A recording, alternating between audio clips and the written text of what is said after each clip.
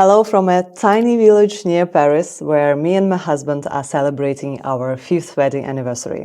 And while it's really beautiful out here and I will take you with us on this journey, I want to focus this video not on the beauties of French countryside, but more on the two of us. And how did we celebrate, you ask? Well, if you're anything like me, the best way is of course to read up on the latest research on marriage.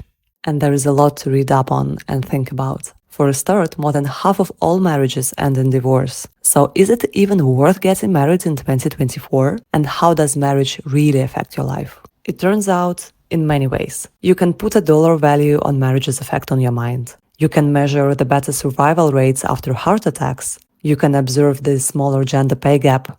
And generally, you can see why, in 2024, it is still helpful for a woman to marry. And now, I can almost hear girls shouting from beyond the screen something like, "Come on, what are you even talking about? It's 21st century, we are strong, we are independent, we can achieve whatever we want, we don't really need to marry anyone." Well, bear with me here. I'm totally with you. Women are indeed very strong and can succeed by themselves. But the fact is, women simply do better in life when married. And don't take my word for it. Let's look at the most recent research together. And modern research shows that there are 3 key benefits of marriage. First, better quality of life. And here we can talk about happiness and health. Second, better career outcomes. And third, better financial outcomes.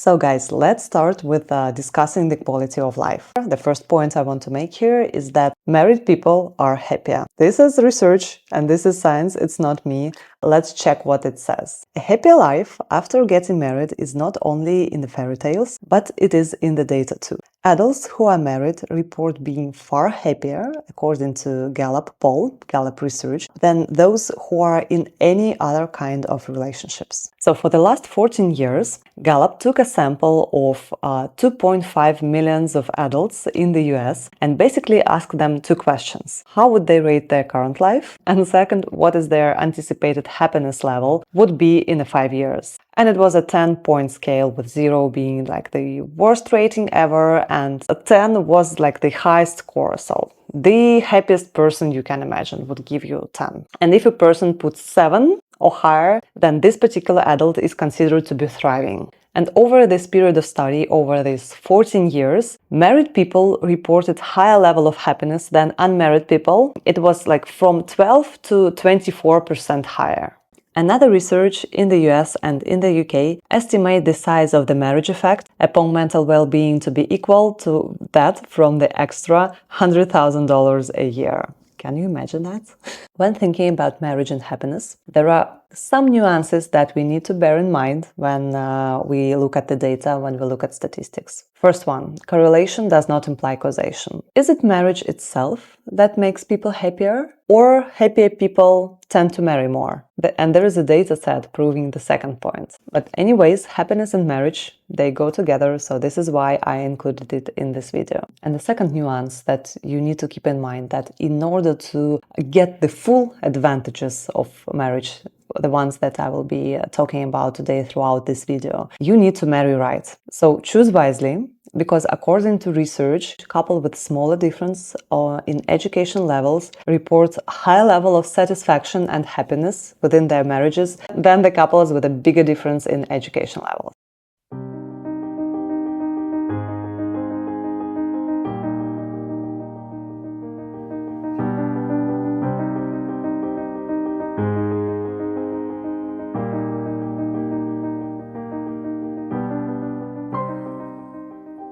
Thinking about our couple, I definitely agree with the research I shared earlier in the video. Married life indeed makes me happier, especially in everyday small moments. Our long walks on Sundays with my husband and our dog, dreaming about our shared future. Eating protein oats for breakfast that my husband carefully prepares the night before to support my sports routine. He sometimes even makes a heart out of raisins on the top. And that makes the best odds in the world. I remember smiling as I planned this trip. It makes me so happy to care for someone I love and to feel their appreciation and gratitude. But enough about us. Let's go back to the research about marriage, shall we?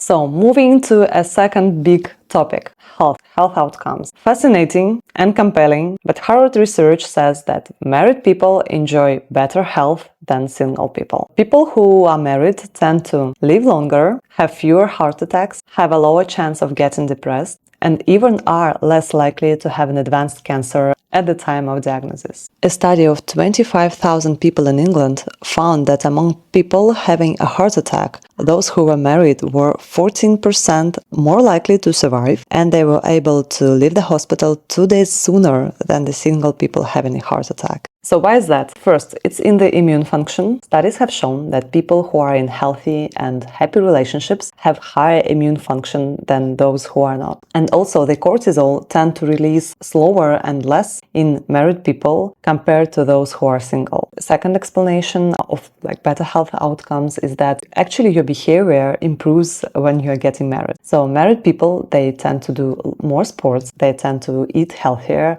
Overall, their lifestyle tend to be healthier on average compared to the single people. And last but not least, the mental health of married people tend to be better, higher than those who are single. So, and this is linked to the support that you can get within your family. And the more support you can get, the less likely you are to become depressed.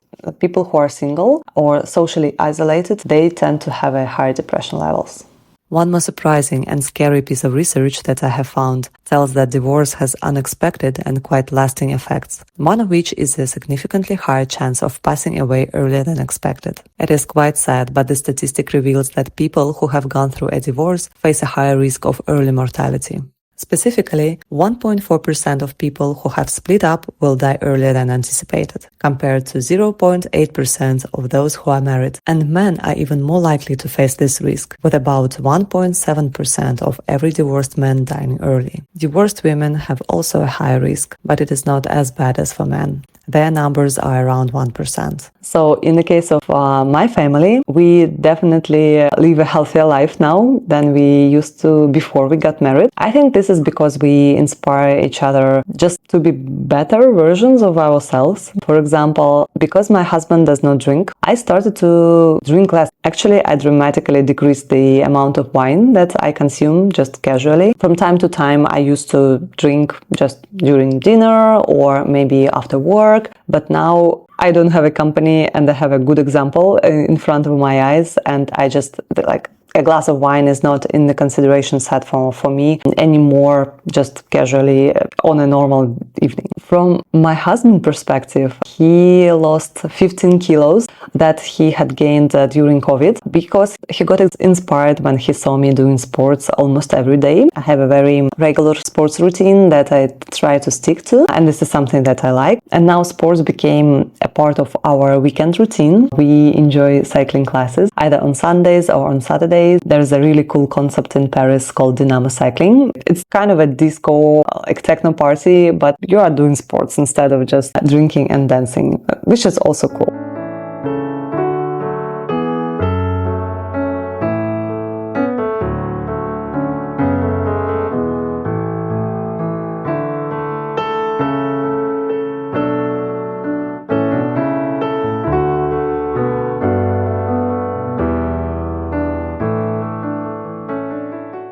So now let's move to a second advantage of having a great partner, of being in a healthy relationships. Basically, there is a proof, scientific proof, a lot of research again done, proving that married people who are in a couple have better career outcomes. So Harvard Business Review reports that people with a supportive spouse, like with a supportive partner, they are more likely to take on challenging tasks at work, which leads to better career outcomes, so like faster promotions, higher salaries, and ultimately higher satisfaction at work. So basically, if you have a support system, you feel empowered to take risks, to set more ambitious targets and achieve them. And this holds true both for men and women.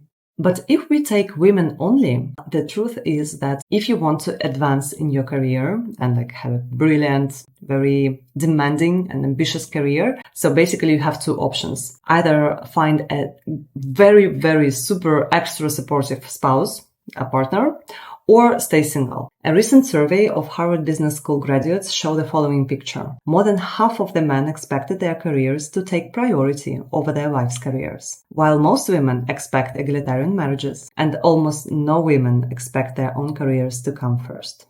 So if you are aiming at becoming a CEO of a multinational corporation, for example, or have any other type of very demanding career, you have to make sure that the person, like your partner, fully supports you in this decision. How can he do it? Well, basically by sharing with you your everyday duties, like your family everyday duties. And this is mostly related to childcare because this is a biggest part of family duties nowadays. And also by being ready to sacrifice his own career sometimes in order to let your career go first. For example, if you're offered a super interesting opportunity somewhere abroad and your family have to move, maybe in this case, your partner will follow you. The next time you will follow him. So it should be like 50-50. You should be equally committed both to the family and both to careers.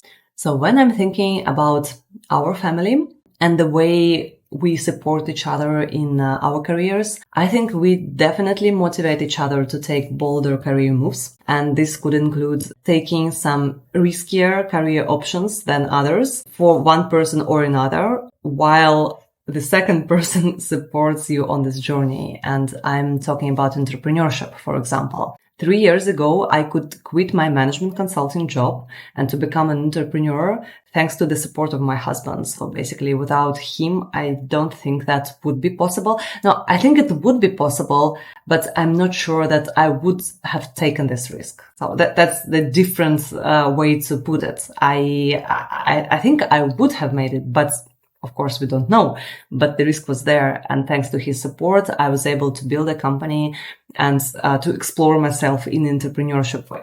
And last but not least, as we are a couple and we are together, I can say that there are 2 times more people in our joint professional network now that we can leverage, which is also very important for career. And I would like to finish this video by talking about financial outcomes of married people or people in a couple. Of course, career advancement and financial outcomes are linked, but not necessarily. There are other things that we might want to look at when we're thinking about building wealth. One of the examples could be income tax benefits. If a couple is married or they are officially registered as living together, they can file their tax reports jointly and get some tax refunds or a better joint tax rate. Another example could be the possibility to buy a better apartment or a better house because they are basically combining their credit assessments and combining their borrowing power. And there is also one interesting angle on how we can look at this. The research says that married people, they prioritize long-term savings and they take better financial decisions. So they have this more balanced perspective within a couple. And as they discuss how to prioritize their resources, they end up with